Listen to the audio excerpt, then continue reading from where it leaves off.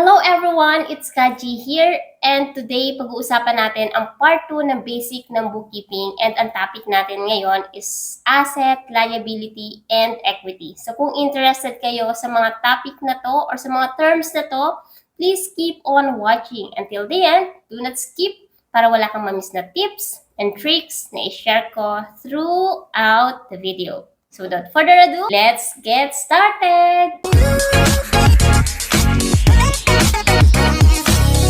Kung bago ka lang sa channel na to, I'm Kaji, virtual assistant, executive assistant, bookkeeper, accountant. So kahit anong work, pinapasok ko, basta't online. Kasi online work is amazing! Sa channel na to, dinidiscuss natin more on online work, tips and tricks, and mga success stories. So kung interested ka sa mga topics na yon, please consider subscribing and don't forget to hit the notification bell para wala kang ma-miss na video na ina-upload ni Kaji every single week. Okay, so let's start. Okay, let's talk about asset, liabilities, and equity. Okay, and let's start with asset. So ano nga ba yung asset? Ang asset is anything that you own. Okay? Anything that you own. So pagmamay-ari mo siya. In bookkeeping and or in accounting, an asset is something valuable that a business owns. So, ganun din siya. So, it can be something physical, like a computer or a building, or something less tangible naman. Pwedeng money owed to the business, which is accounts receivable. Okay? Kasi may utang sila sa atin. So, collectible natin sila. Okay? So, sila yung mga asset na tinatawag natin. Kapag asset, they are actually typically things na can provide future economic benefits to the business. So for example, tayo, mga virtual bookkeeper, mga freelancer, okay? Ano ba yung pwede nating i-consider as an asset? So, for example, a computer is an asset sa atin, mga freelancer, or kahit anong business owner. A laptop, okay? Kasi, yung computer can help a business generate income or revenue. Kaya, makukonsider natin siya na asset. Okay? Let's say, yung car, okay? Asset din siya kasi nagagamit siya sa business operation, like transferring yung goods or delivering foods from the seller to the consumer, for example. So, another type of asset yan. In bookkeeping, meron tayong two main types of asset. Okay? The current and the non-current. Okay? Pag sinabi natin current asset, ito yung mga asset na a business owner owns or a business owns and expect to use or sell within a year. Ibig sabihin, ina-expect natin na mabebenta siya or magagamit siya within a year. Okay? Pero, kapag with more than a year na siya, then non-current na siya. Okay? So, kapag sinabi natin current asset, importante ito sa mga business owners or sa mga businesses kasi kapag na-convert sila sa cash, na-allow or kapag na-convert yung current asset into cash, pwede na tayo magbayad ng mga operating expenses, mga bills, mga loan payments, and current liabilities. Okay? So, ano ba yung characteristic or kailan ba natin masasabi na current asset siya? Okay?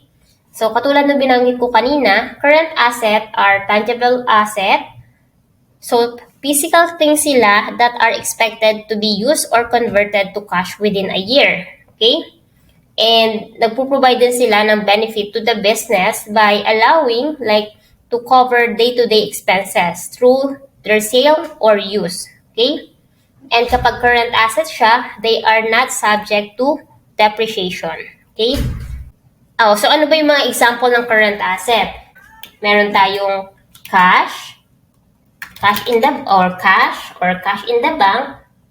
Okay? And then lagay natin isa-isa dito. So meron tayong cash. Ano pa ba? Or cash in the bank. In bank or inventory. Bakit current ang inventory? Kasi ang inventory, expected mo yan to sell within a year, diba? So, current asset siya. Inventory. And meron din tayong tinatawag na hindi tangible pero asset siya.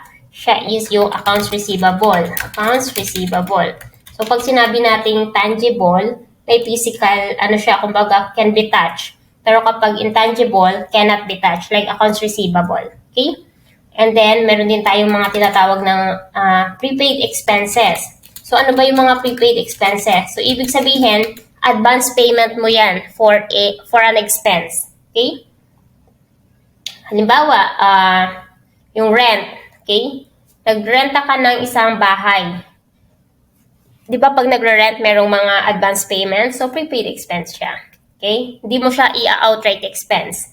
Asset pa siya. Okay? May expense lang siya dun sa time na na-consume mo yung rent na yon. Okay? And how about naman yung non-current asset? So, ito naman yung mga asset and property na owned then by a business owner or an individual that are not easily converted to cash within a year. So, current is convertible within a year. This one is not convertible within a year, okay? Minsan, tinatawag din itong long-term asset, okay? And kapag non-current asset, they are subject to depreciation. So, ano-ano ba yung mga sample ng non-current asset natin? So, we have property, plant, and equipment, yung copyrights, and yung patents. So, di ba yung property, plant, and equipment, nagde-depreciate yan every year, di ba? So, sila yung mga non-current asset. So, yan yung asset natin. Again, anything that you own. How about liability? Kung ito ay something or anything that you own, this one is something that you owe. Kabaliktaran naman. Utang. Utang mo to. Alright? So, kapag sinabi nating liability, it can be anything that an individual or an organization takes responsibility for. Again, anything that we or they owe. So, katulad ng asset kanina, meron siyang current liabilities and meron din siyang non-current liabilities.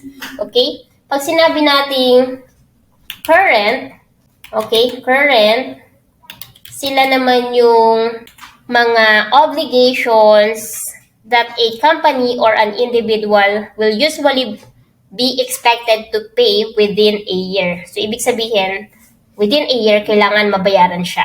So, ano-ano ba yung mga example ng current liabilities? So, meron tayong, change natin ang color. Okay, meron tayong wages payable. Okay? And then, meron din naman tayong mga short-term loan. Okay? Short-term loan. And meron din tayong access payable. Short-term din yan kasi kailangan mo bayaran yan on time. And then, pwede rin naman sumama dito yung bank overdraft. Bank overdraft. Na ibig sabihin, nag-exceed or kumbaga may overdraft sa account ng client mo. Pwede rin dito yung tinatawag nating accounts payable. Accounts payable. Okay? Kasi payable siya within a year. And then, meron din tayong customer deposit. So, customer deposit, kasama yan or yan yung tinatawag natin na unearned income. Unearned income siya kasi nagbayad na si customer pero hindi mo pa na-perform yung service. Current liability siya kahit ang pangalan niya unearned income kasi ibig sabihin, di ba, hindi mo pa siya na-earn tapos kailangan mo pa siyang bayaran. So, ibig sabihin, meron kang obligation to deliver yung service na pinangako mo or yung goods na binibenta mo. Okay? So, ano naman yung non-current? Non-current naman non-current liabilities kabaliktaran nito, are expected to extend beyond the let's say, kumbaga, kung ito is within a year, this one is more than a year. And it will take more than 12 months to settle, okay? It is most likely to pay, let's say, 2 years, 5 years, okay, ganyan siya. Yan yung tinatawag natin non-current liability. So, ano-ano ba yung mga example? So, example muna. So, we have here, for example, car loan payable na babayaran mo in 5 years, okay?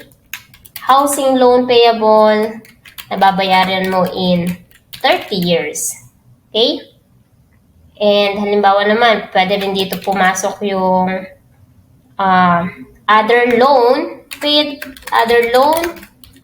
payable na more than a year, okay? And pwede rin dito pumasok yung mga retirement benefits for employees, okay? So, na-discuss na natin si assets, si liabilities, and then ngayon, discuss naman natin ano ba yung equity. So, katulad ng nabanggit ko kahapon, equity is the leftover kapag sinubtract mo yung liabilities mo dun sa asset na meron ka. Okay? So, it refers to a company's book value, which is the difference between liabilities and asset on the balance sheet. Okay, let me explain it again. So, in simple terms, okay, imagine nyo, meron kayong piggy bank. And sa piggy bank, that is where you save your money. Okay? So, katulad ng binanggit ko kanina, an asset is something that has value, okay, or can bring more money sa'yo. So, kapag nag-save ka dito, ito yung asset is yung pera na nasa loob ng piggy bank. Kasi it is something that you own and it's valuable, di ba? Liabilities naman are like promises or things that you owe to someone else. For example, you borrowed some money from a friend. Okay? So, yung pera na hiniram mo sa friend mo is a liability because it is something that you have to give back to your friend. Okay? Ano naman yung equity? Okay, so, let's say this one. So, kumbaga, equity is like keeping track of how much of the piggy bank's amount or yung pera doon sa piggy bank belongs to you. For example, ikaw and yung kapatid mo use the same piggy banks, okay? And parehas kayong nagsisave dito. So, the part that belongs to you is your equity. So, it is what's left for you after you take away what owe to other people or to your kapatid, okay? Which is your liabilities. So, again, kung ano yung matira, yun yung equity mo. So, for example, may 1,000 ka dito. Yung 800 sa'yo, yung 200 sa kapatid mo. So, yung 800 is yung equity mo. Okay? So, again, that's all about asset, liabilities, and equity. So, sana marami kayong natutunan sa video na to. And kung meron kayong mga terms or gusto nyo ng clarification, just let me know sa comment section and Kaji will try to answer that as soon as I can. Or kung mahirap i-explain sa comment, I'll try to make another video to explain everything. So, that's all for today and I hope to see you sa next video ko. Bye!